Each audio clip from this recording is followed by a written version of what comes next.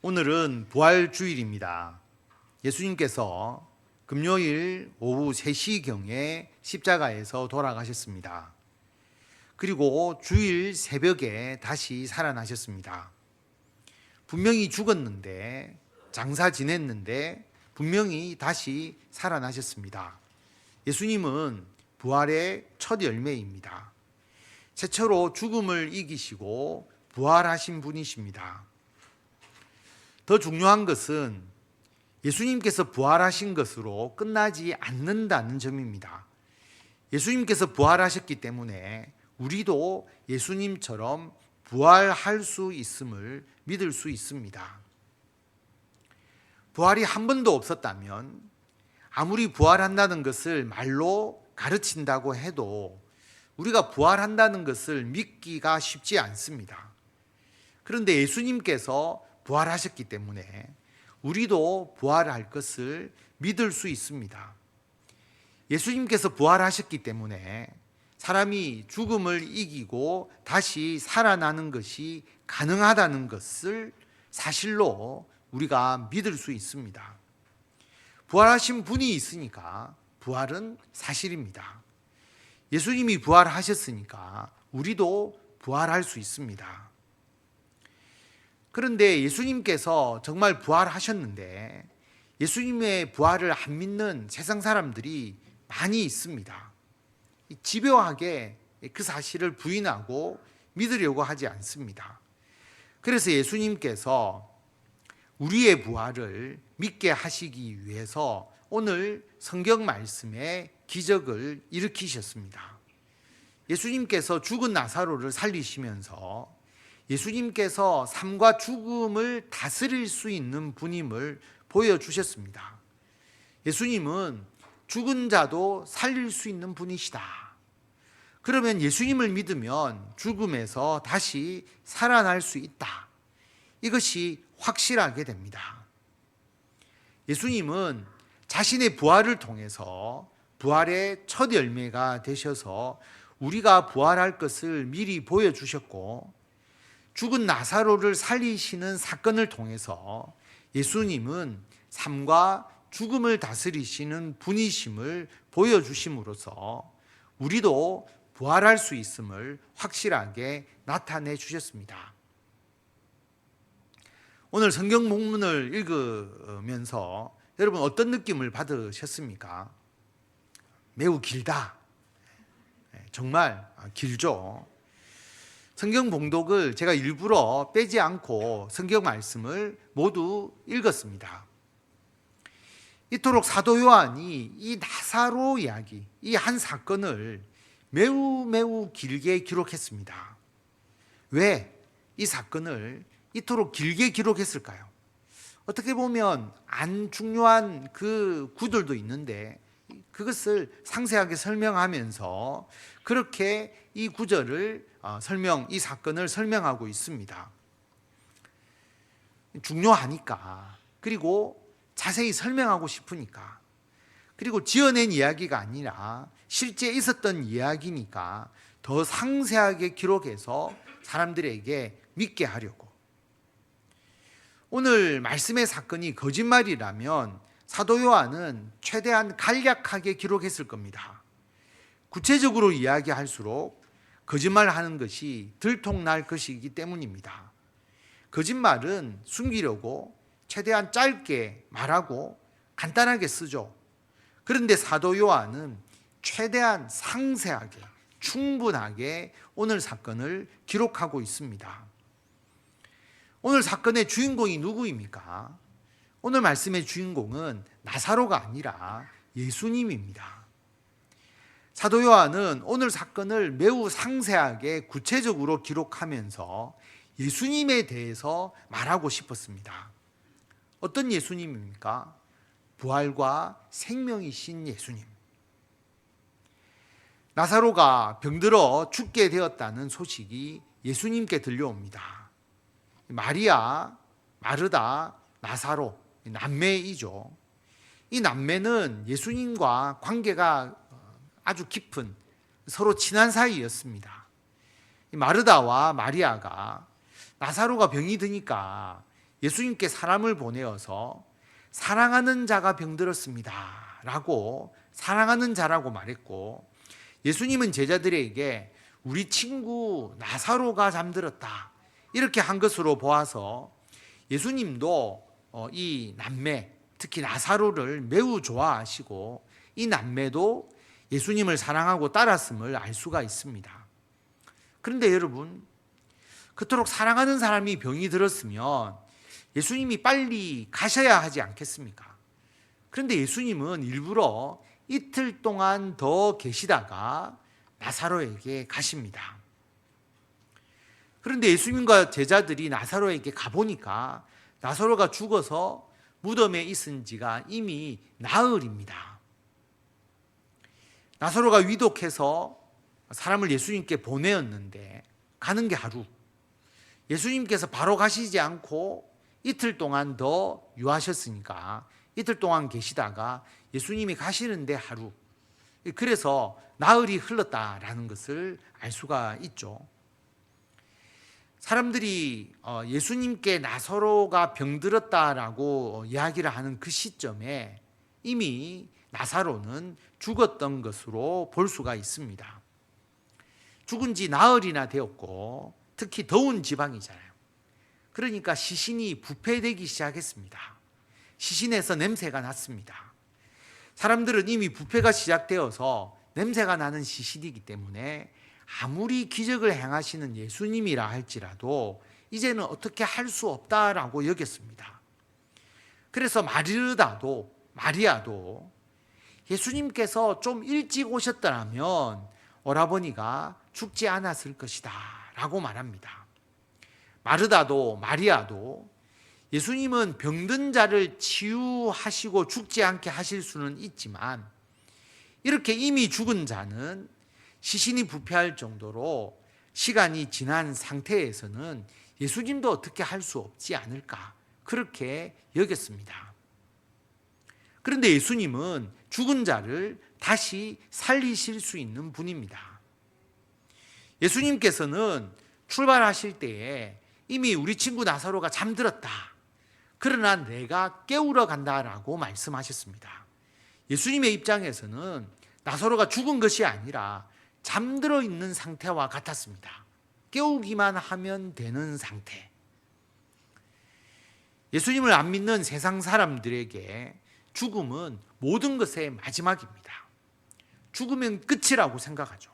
아무것도 할 수 없고 느낌도 없고 생각도 없고 부패가 되어서 먼지가 되어버리는 것, 그것이 죽음이라고 생각합니다. 그러나 예수님 앞에서는 죽음이 끝이 아닙니다. 예수님은 죽은 자를 다시 살릴 수 있으니까 예수님 앞에 죽음은 잠자는 것일 뿐입니다. 그럼 예수님은 언제든지 죽은 자를 다시 살릴 수 있으니까 나사로의 죽음 앞에 아무런 감정의 미동도 없었을까요? 그렇지 않습니다. 오늘 말씀 33절에 보면 예수님께서 그 마리아뿐만 아니라 마르다도 또 함께 온 유대인들이 우는 것을 보시고 심령에 비통히 여기시고 불쌍히 여기셨다. 여기서 운다라고 하는 표현은 대성통곡했다는 표현입니다. 유대인들도 장례식에 곡하는 사람들이 있었습니다. 일부러 곡을 하는 것이죠. 예전에 우리나라도 장례를 지내면 무덤에서 곡하는 사람이 있었습니다. 그리고 장례식에 가면 그 이제 상주들이 곡을 하죠. 아이고 곡을 일부러 이제 문상하러 오면 그 순간에 또 곡하고 그렇게 했는데 유대인들도 그렇습니다. 예수님도 사람들이 그 통곡하는 모습을 보시면서 심령에 비통히 여기셨습니다. 이 비통하게 여기셨다는 것은 분노의 감정이 포함되어 있는 것이거든요. 예수님이 분노하셨다라고 하는 겁니다. 예수님께서는 죽음을 미끼로 사람들을 낙담하게 만드는 사탄에 대해서 분노하셨습니다. 사탄은 죽음을 미끼로 해서 사람들이 절망하거나 낙담하거나 그렇게 만들어서 사람들이 하나님을 떠나게 하거나 하나님을 믿지 않도록 만듭니다. 이 사탄에 대해서 예수님은 분노하셨습니다. 그리고 죽음을 절망으로 받아들이고 곡하는 사람들, 마치 모든 것이 끝인 양 절망하면서 낭망하면서 통곡하는 사람들, 그 모습에 예수님께서 분노하셨습니다. 왜냐하면 그게 잘못되었기 때문입니다. 그런데 예수님께서 분노만 하신 것이 아니고요, 그 사람들을 긍휼히 여기셨습니다. 죽음 앞에서 낙담하고 절망하고 곡하고 울부짖는 사람들을 불쌍히 여기셨습니다. 사망의 권세에 억눌려서 통곡하고 괴로워하는 사람들을 보시면서 예수님은 깊은 연민과 긍휼을 느끼셨습니다. 뿐만 아니라 예수님은 슬퍼하는 사람들을 위해서 눈물을 흘리셨습니다. 나사로를 정말 사랑하셨기 때문에 사랑에서 우러러나는 눈물을 흘리셨습니다. 장례 예식을 위해서 영락공원에 가보면 예수님을 믿지 않는 사람들은 대성통곡을 하죠. 끝으로 마지막으로 이 죽음을 여깁니다. 그래서 그 죽음 앞에 절망하는 경우를 많이 봅니다. 그런데 기독교 장례를 하시는 분들을 보면 대부분 눈물을 흘립니다. 부활과 하나님 나라에 대한 소망을 가지고 있기 때문입니다. 물론 지금 당장 사랑하는 자와 헤어짐에 대한 그 슬픔과 아쉬움이 어떻게 없겠습니까? 더 오랫동안 함께 하고 싶은 마음이 우리에게 있기 때문에 그 마음에서 비롯되는 눈물과 애통이 우리 그리스도인에게도 있습니다. 그러나 그리스도인이 이런 슬픔으로 아무리 크게 운다고 해도 부활과 하나님의 나라에 대한 소망을 가진 그리스도인들이기 때문에 우리가 우는 것의 의미와 세상 사람들이 우는 것의 의미는 다릅니다. 제가 선친에 발인 예배를 드릴 때에 흐르는 눈물을 주체할 수가 없었습니다. 마음에는 감사함이 넘치는데 눈물은 끝도 없이 흘러내렸습니다. 제 선친은 암으로 투병하시다가 하나님의 부르심을 받았는데 소천하시기 하루 전날, 그날 밤에 의식을 가지고 계셨고 온 가족이 함께 모여서 임종 예배를 드렸습니다. 그리고 그 다음날 아침에 편안하게 하나님의 부르심을 받으셨습니다. 그리고 발인 예배를 드릴 때 많은 분이 함께 하셔서 그 30여 년을 헌신하신 교회당에서 함께 발인 예배를 드리는데 한평생 하나님을 위해서 헌신하게 하시고 아버지의 모든 삶을 처음부터 끝까지 지켜주신 하나님께, 아버지를 하나님 나라에서 영원하게 안식하게 하신 하나님께 깊은 감사가 넘쳐났습니다. 그 감사의 마음에서 흘러나오는 그 눈물을 주체할 수가 없었습니다. 예수님께서도 나사로의 죽음을 보면서 눈물을 흘리셨습니다. 그런데 어떤 사람이 예수님께 이렇게 말하면서 예수님을 비방합니다. 맹인의 눈을 뜨게 한 이 사람은 죽지 않게 할 수 없었더냐. 예수님을 안 믿는 사람들은 죽음을 두려워하고 죽음 앞에 절망하면서 지금도 교회를 향해서 이렇게 비난합니다. 예수님을 믿으면 죽지 않게 만들어야 하는 거 아니냐. 죽지 않게 해달라. 사람들이 신천지 이단에 빠지는 이유 중에 하나가 죽지 않게 해주겠다는 것에 속아서입니다. 신천지에서는 죽음에 대한 공포를 조장하면서 예수님을 믿는다면서 왜 죽느냐. 지금 이 세상에서 이 몸으로 영생하게 해주겠다. 신천지를 믿으면 영생한다. 이 땅에서 죽지 않는다라고 말하죠. 그래서 사람들이 신천지에 빠집니다. 이만희 교주는 죽지 않는다라고 그렇게 말합니다. 예수님께서는 죽지 않도록 해주지 않고 뭐 하느냐, 이렇게 말하는 자들을 비통하게 여기셨습니다. 속으로 분노하신 것이죠.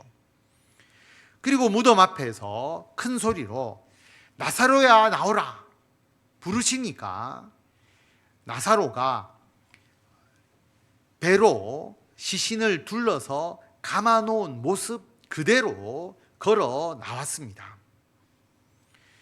오늘 이 사건으로 예수님께서는 왜 예수님 앞에서 죽음이 아니라 잠자는 것임을 분명하게 보여주셨습니다. 예수님은 질병을 치유하시고 맹인을 다시 보게 하시고 바람과 파도를 잔잔하게 하실 뿐 아니라 죽은 자를 살리시는 분임을 분명하게 보여주셨습니다. 시신이 썩어서 냄새가 날 상태인데도 예수님은 그 시신을 다시 살아나게 하셨습니다. 예수님은 육체에서 잠시 떠난 영혼을 다시 그 육체로 돌아오게 하신 것이 아닙니다. 육체가 부패되어 가는데 그 육체도 다시 회복시키시고 영혼도 살리셨습니다. 죽은 자를 살리기 위해서 어떤 복잡한 의식도 필요 없었습니다.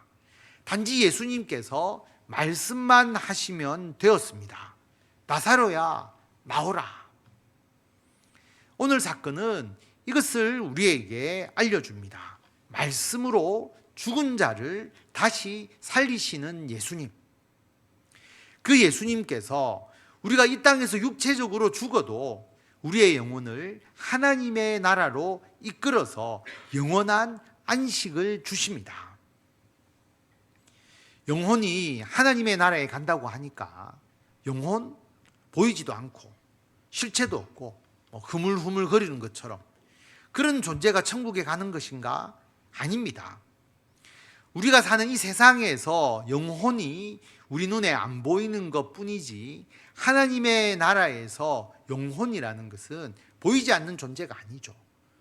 영적인 존재, 몸이 있고 다 볼 수가 있습니다. 우리가 죽음으로 우리의 영혼이 하나님의 나라에 가는 것이 부활입니다. 이것을 첫째 부활이라고도 이야기를 합니다.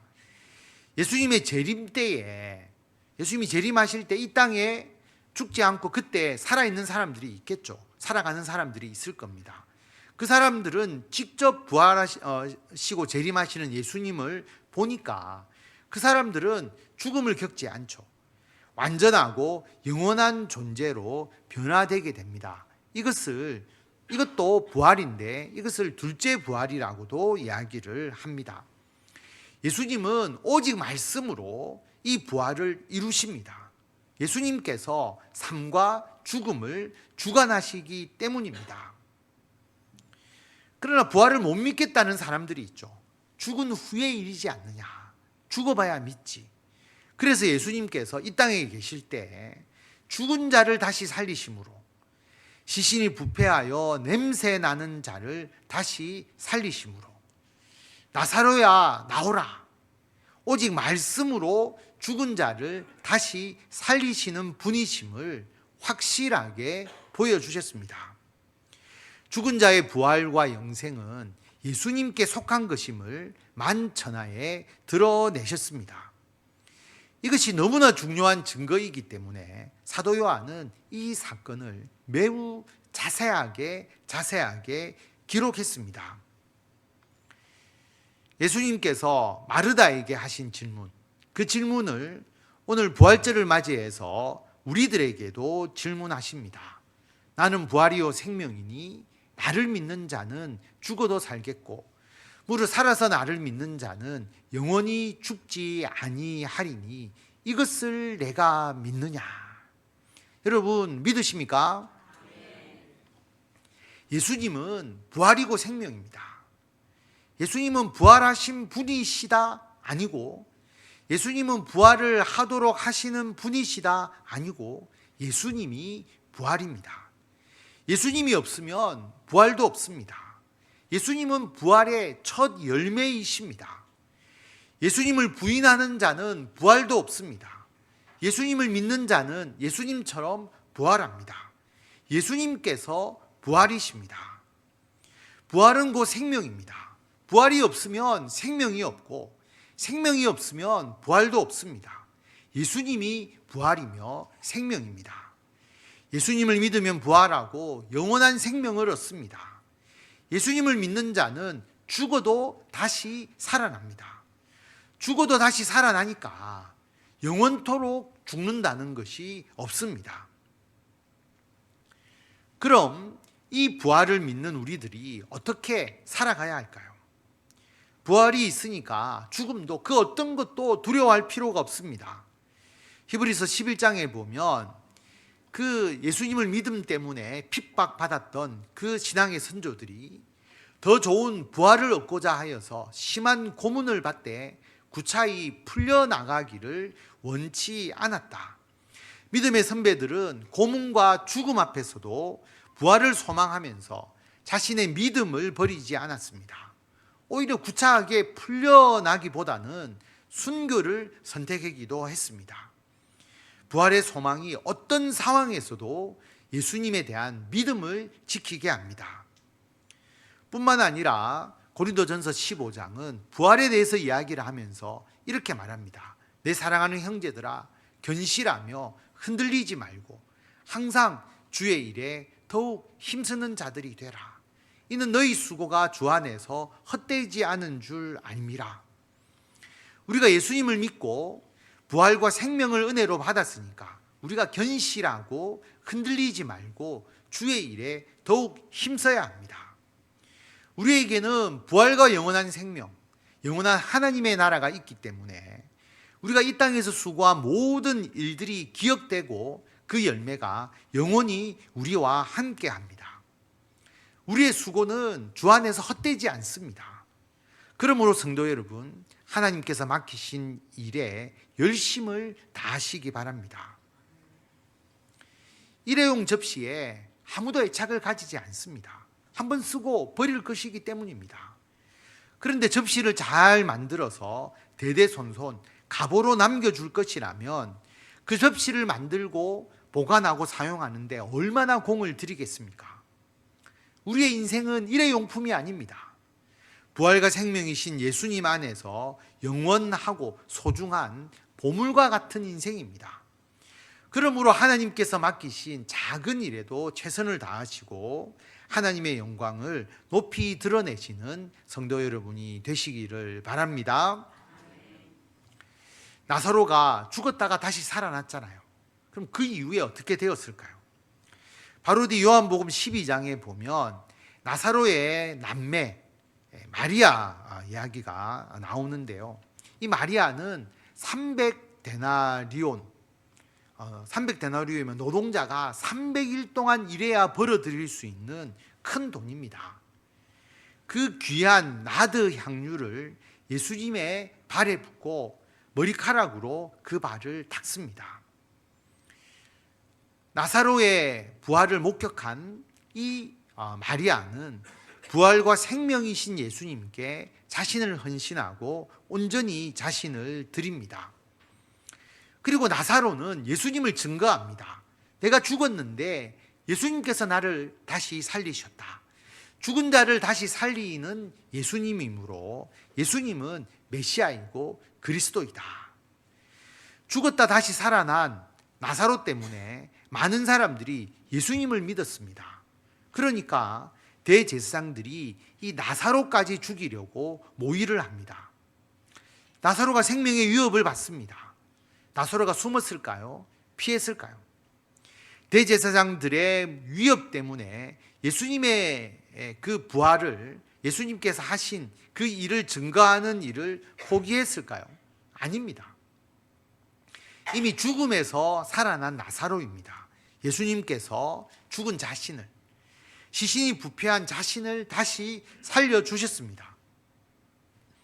그러므로 아무리 대제사장의 무리들이 협박하고 위협하고 실제 살해하려고 한다고 할지라도 나사로는 예수님을 증거했음이 분명합니다.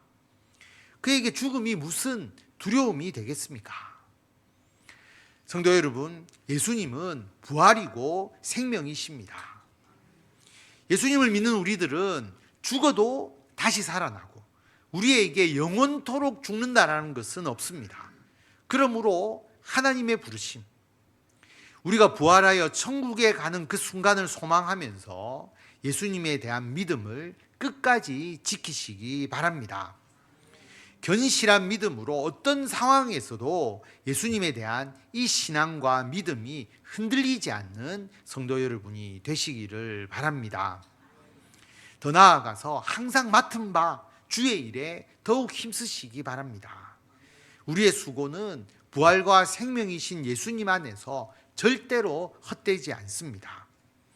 부활주의를 맞이하여 부활과 생명이신 예수님으로 인해서 우리에게 이미 주어진 구원에 대한 확신과 하나님의 나라에 대한 소망과 하나님께서 주신 사명에 대한 담대함과 뜨거운 열정이 더욱더 충만하게 넘치시는 성도 여러분이 되시기를 바랍니다.